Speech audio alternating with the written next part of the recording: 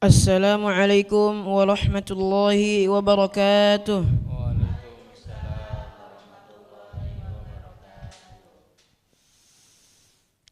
A'udzu billahi minasy syaithanir rajim.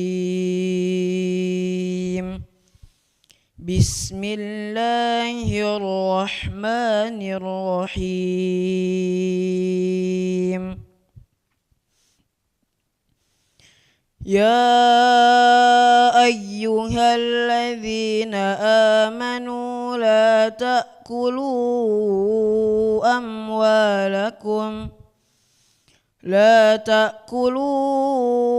أموالكم بينكم بالباطل إلا أن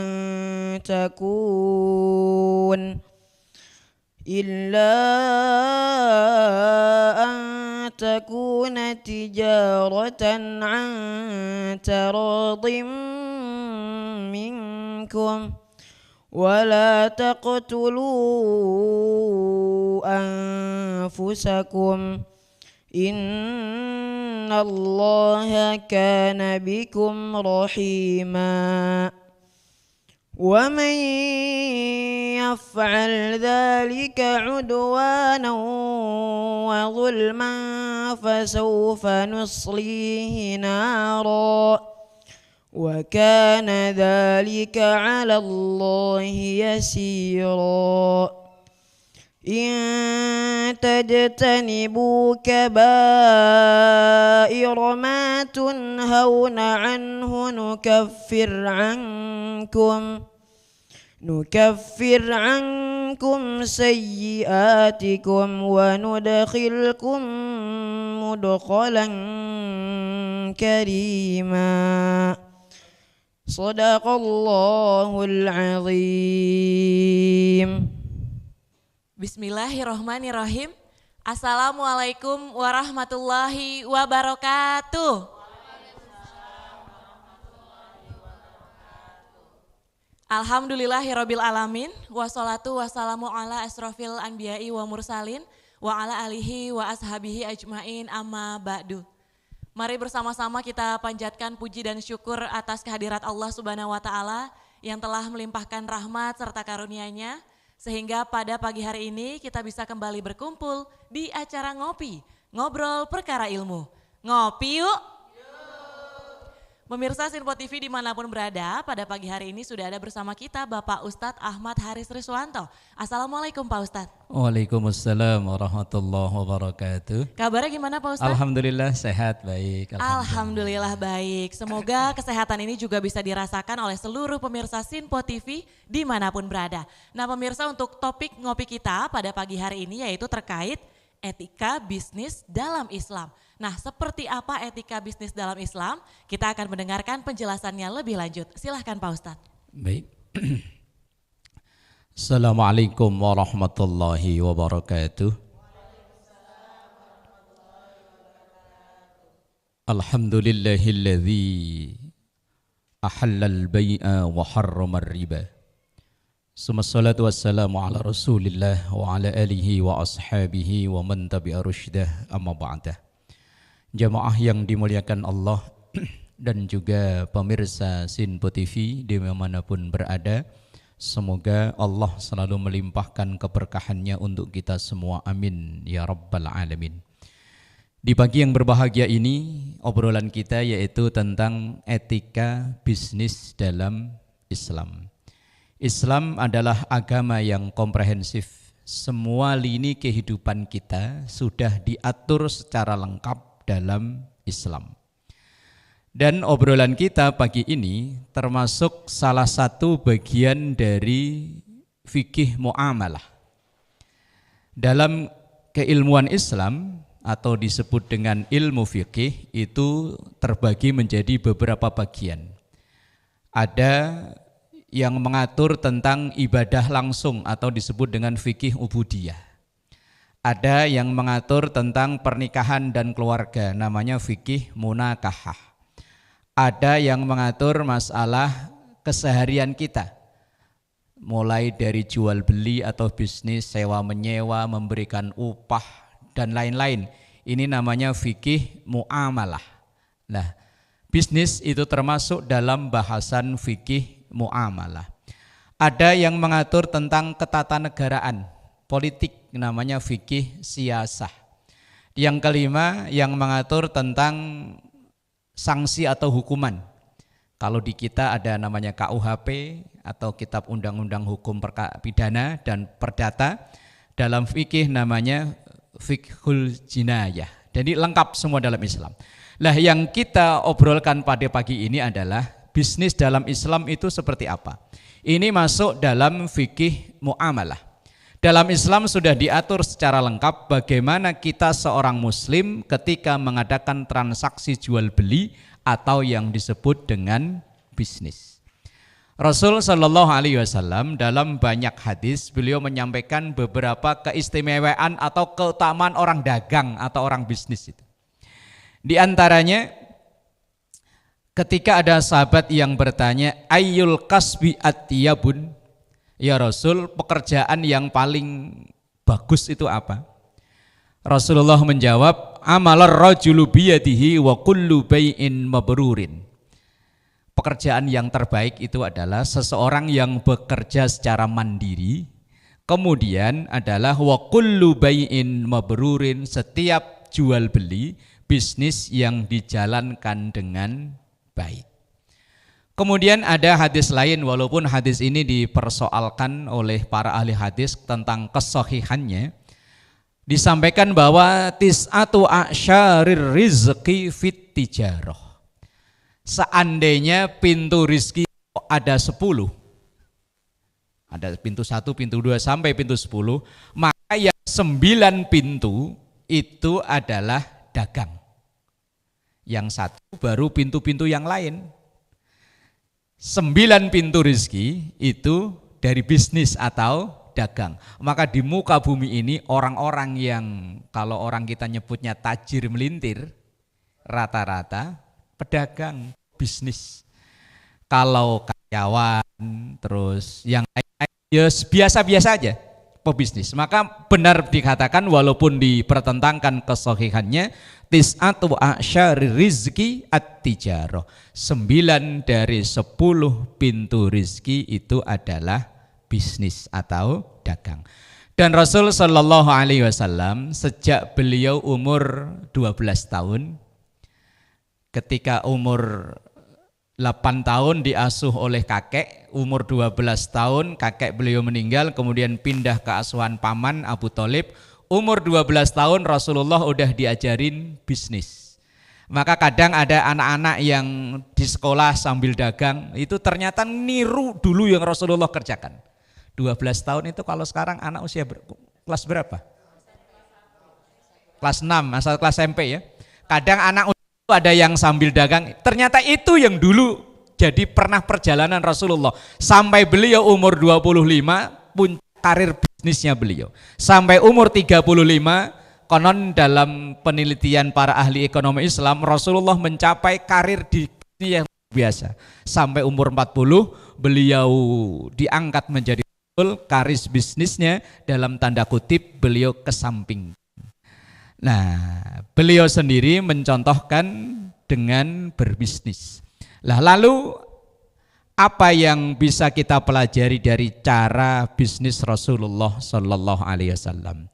Yang pertama, yang beliau ajarkan kepada kita sebagai umatnya adalah kejujuran. Ini kita umat Islam terkadang cara bisnisnya atau bisnisnya enggak jalan rata-rata ya karena kurang satu ini loh, kejujuran. Justru mohon maaf, yang mempraktekkan kejujuran dalam bisnis terkadang malah orang lain. Orang lain itu ketika kita beli barang, kalau dia ada cacat itu barang, dia beritahu, Pak, barang ini harganya sekian, lebih murah daripada yang lain. Cuma kan kekurangannya ini. Lah kadang kita malah kekurangannya ditutupin ya. Begitu pembeli nyampe rumah, ya besok kapok nggak mau beli lagi. Harga ya begitu. Kadang kita itu udah manipulasi harga pakai sumpah lagi. Biasanya ibu-ibu umpama, Bu ini gamis harga berapa? 300 umpama. Lah kemudian ada yang nawar. Biasanya kalau buka harga 300 ibu nawar berapa Bu? 150, 50% berarti ya? Umpama 150 ya, enggak bisa, enggak dapet. Tadi pagi dia udah nawar 200, enggak saya kasih, sumpah deh. Nuh.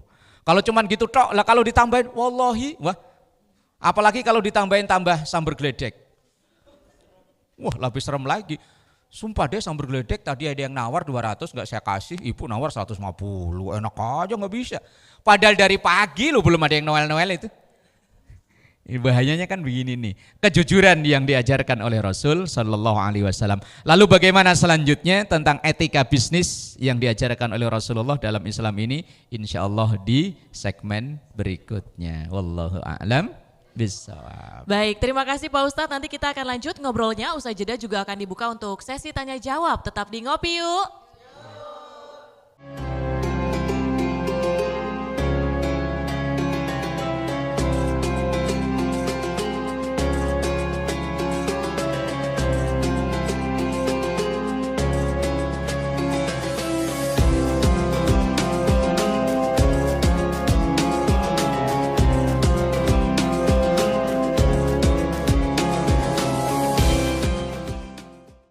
Alhamdulillahirrabbilalamin, Anda masih menyaksikan Ngopi, Ngobrol Perkara Ilmu. Ngopi yuk. Sebelum kita lanjut ngobrol terkait dengan etika bisnis dalam Islam, terlebih dahulu kita akan buka untuk sesi tanya jawab untuk 2 orang penanya. Silahkan sebutkan nama dan juga pertanyaannya. Bismillahirrahmanirrahim. Assalamualaikum warahmatullahi wabarakatuh. Waalaikumsalam warahmatullahi wabarakatuh. Saya dengan Ibu Halimah Pak Ustadz ingin bertanya, bagaimana hukum kita belanja online tapi ternyata barangnya tidak sesuai? Mohon penjelasannya Pak Ustadz.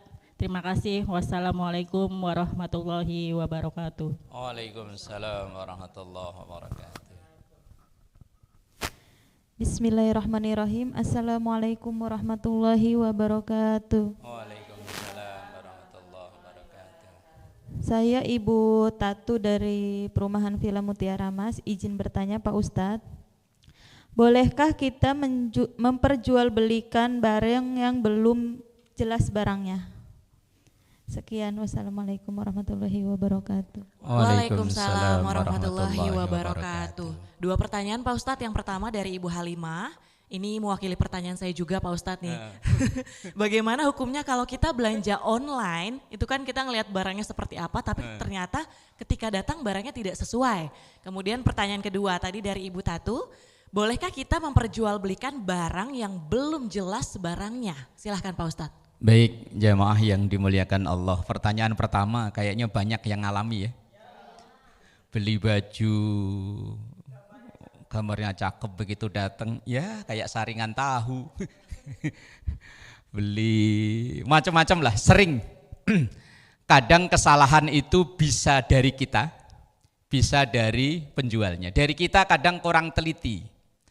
Karena kadang kan ada deskripsi dari barang itu kan ukuran sekian, berat sekian itu semua udah ada. Cuman kadang begitu kita lihat contohnya tertarik, tanpa teliti dia langsung klik. Begitu datang, seret, ya barangnya kecil.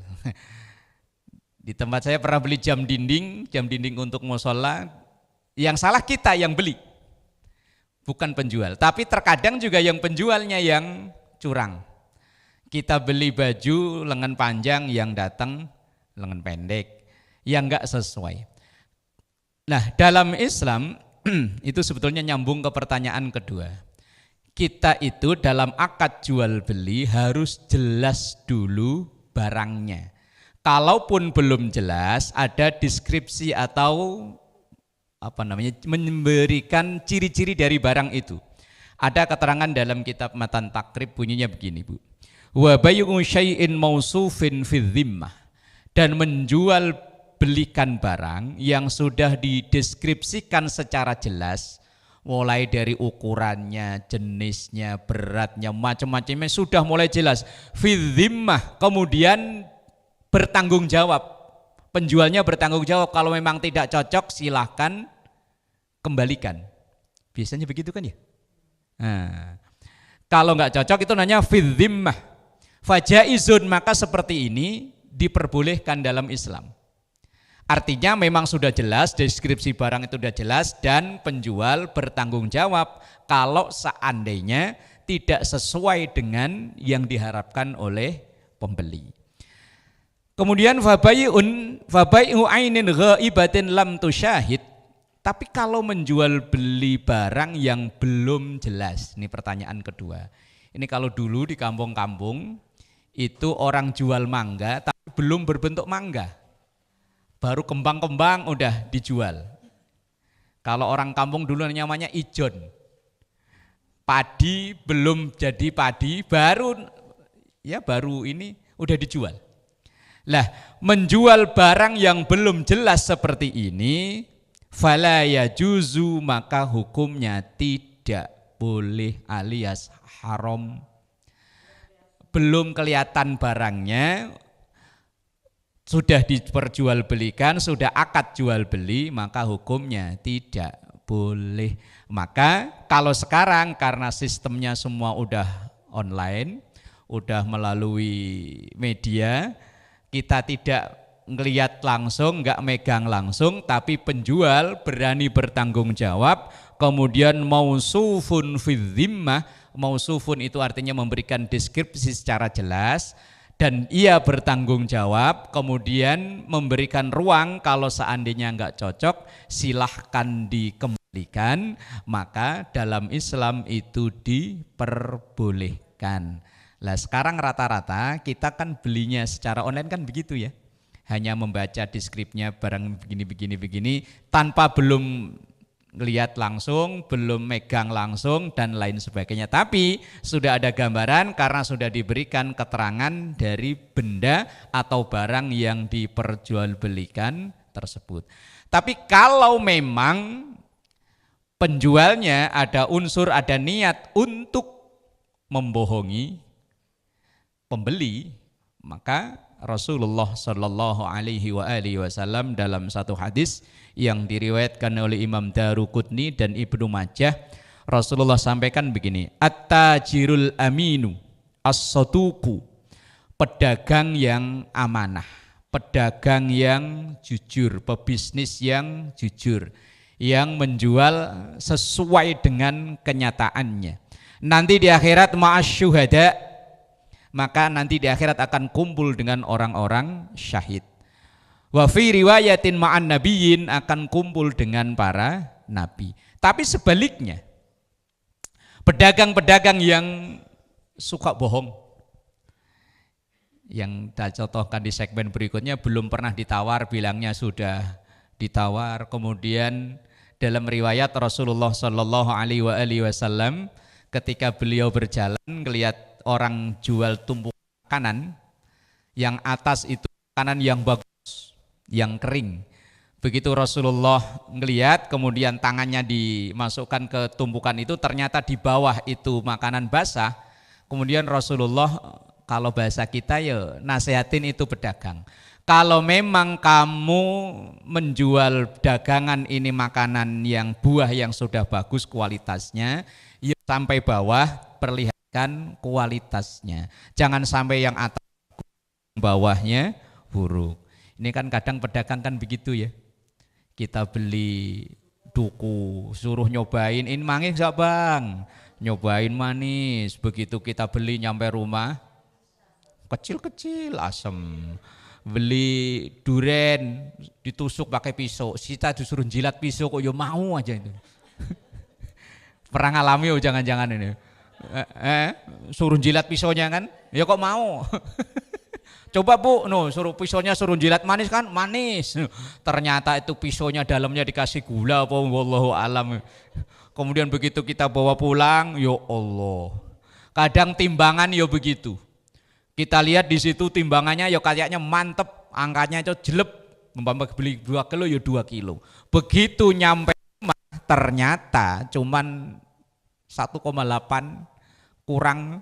Lah seperti yang kayak itu diancam dalam Al-Quran, Mungkin ada yang hafal ayatnya, wailul lil mutaffifin alladzina idza talu 'alan nasi yastawfun wa idza kaluhum aw wazanuhum yukhsirun.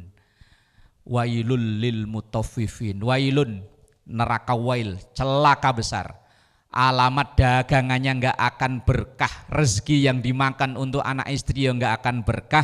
Lil mutaffifin, untuk orang-orang yang curang. Curangnya bagaimana? Alladzina idza talu annas 'alan nas yastawfun, kalau dia beli minta timbangannya mantap, giliran dia jual timbangannya dikurangi. Ini kadang perilaku kita. Insyaallah nanti dilanjut di segmen berikutnya. Wallahu a'lam bishawab. Baik, terima kasih Pak Ustadz. Nanti usai jeda kita akan lanjut ngobrolnya terkait etika bisnis dalam Islam. Tetap di Ngopi Yuk.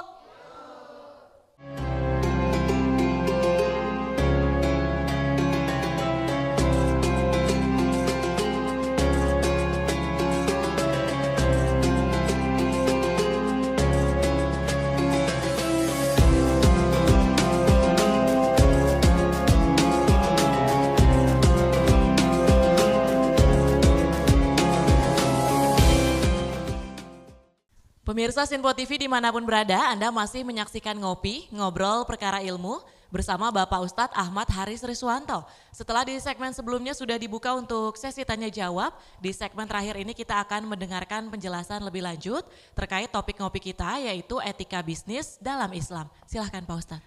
Baik, jamaah yang dimuliakan Allah, di segmen sebelumnya tadi ayat Quran surah Al-Mutaffifin. Ini peringatan untuk kita semua.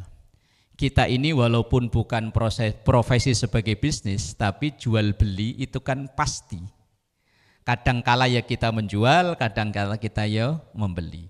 Lah ketika itu diajarkan dalam Al-Quran atau bahkan kita diperingatkan oleh Quran, jangan sampai untuk berlaku curang. Wailul lil mutaffifin, celaka besar orang-orang yang curang. Orang curang itu alladzina idza talu 'alan nasi yastawfun. Ketika dia membeli, nuntut penjualnya itu untuk timbangannya dimantepin. Kadang ibu-ibu malah minta ngambil sendiri. Umpama beli bawang merah, udah ditimbang, udah mau dimasukin plastik, tambahin kayak bang, abangnya belum bilang iya udah ngambil, masukin ke plastik. Yang ketawa biasanya merasa, yang diem pengalaman. Oh, hati-hati loh. Lah ya pernah lihat, jangan-jangan yang dilihat itu tangannya sendiri khawatirnya. Khawatirnya begini loh. Ini yang perlu kita catat, Bu. Yang kita beli itu halal. Mungkin sekilo jumlahnya lebih banyak. Yang kita ngambil belum seizin yang punya, itu paling hanya beberapa butir doang kan, haram. Sementara ada kaidah fikih mengatakan idza ijtama'al halal wal haram ghullibal haram. Apabila ada dua benda nyatu, yang satu halal satu haram, kalau udah nyatu dua-duanya berubah menjadi haram.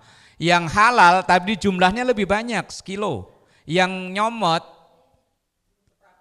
nggak nyampe lah, cuman berapa butir tok kok. Haram tapi nyatu, maka dua menjadi haram. Kan sayang yang kita beli yang sekilo itu tadi loh. Giliran beli mintanya timbangannya yang mantep. Tapi wa idza kaluhum aw wazanuhum yuhsirun. Giliran dia yang menjual ketika naker. Kalau ini saya pernah lihat langsung.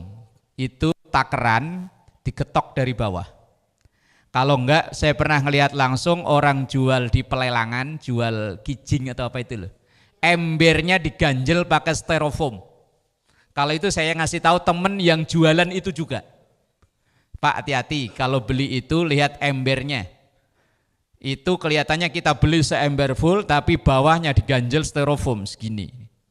Itu namanya wa idza kaluhum, kalau dia naker, awazanuhum, ketika dia nimbang, yuhsirun, dikurangi. Makanya kadang pedagang kita itu usahanya enggak berkah, usahanya enggak lancar, Ya gara-gara model begini. Lah orang begitu ketahuan beli di situ kok takarannya dicurangi, timbangannya dicurangi. Yakin suruh belanja ke situ lagi udah nggak mau. Ngapain situ? Lah akhirnya kalau orang udah tahu tutup. Itu yang dialami oleh kita. Padahal Rasulullah Shallallahu Alaihi Wasallam menyontohkannya tidak begitu. Masalah harga Rasulullah juga menjelaskan secara langsung. Seandainya ada yang menanyakan, ya Rasul ini harganya berapa? Oh saya ngambil dari bos 100, terserah ibu mau ngasih keuntungan ke saya berapa. Kalau 100 ya 100 beneran. Nah kalau kita kadang kan enggak. Ngambil dari sono 100, kita udah ngambil untung dulu lewat omongan. Ini berapa Bu? Saya dari sononya udah 170. Padahal lain cuma umpama, ya jangan-jangan iya kan gitu ya. Makanya ini yang diajarkan oleh Rasulullah, etika bisnis seperti ini. Terkadang yang mengamalkan malah orang lain. Orang lain ketika barangnya ada cacat ya bilang ada cacat. Kalau barang baru bilang kekurangannya Pak, ini barang ini harganya sekian tapi kekurangannya di sini dijelaskan. Ini loh yang diajarkan oleh Rasul Sallallahu Alaihi Wasallam. Dan kita sebagai umatnya hendaknya lah sedikit demi sedikit di bidang apapun, dalam hal apapun dari lini kehidupan kita berusaha latihan niru Rasulullah Sallallahu Alaihi Wasallam. Wallahu a'lam bissawab. Baik, terima kasih Pak Ustadz. Semoga topik ngopi kita pada pagi hari ini terkait etika bisnis dalam Islam ini bisa bermanfaat bagi seluruh pemirsa Sinpo TV dimanapun berada. Akhir kata saya Tiara Dianti mewakili seluruh kerabat kerja yang bertugas. Pamit undur diri, terima kasih. Wassalamualaikum warahmatullahi wabarakatuh. Waalaikumsalam warahmatullahi. Nastaghfirullahaladzim laqal ma'bud ya dzal jalali wal ikram. Bismillahirrahmanirrahim. Alhamdulillahi rabbil alamin. Allahumma salli ala sayyidina Muhammad wa ala ali sayyidina Muhammad. Rabbana atina fid dunya hasanah wa fil akhirati hasanah wa qina adzabannar. Sallallahu ala sayyidina Muhammad wa ala alihi wa sahbihi wa sallam. Walhamdulillahi rabbil alamin. Wassalamualaikum warahmatullahi wabarakatuh. Sallallahu ala Muhammad sallallahu alaihi wasallam. Sallallahu ala Muhammad sallallahu alaihi wasallam.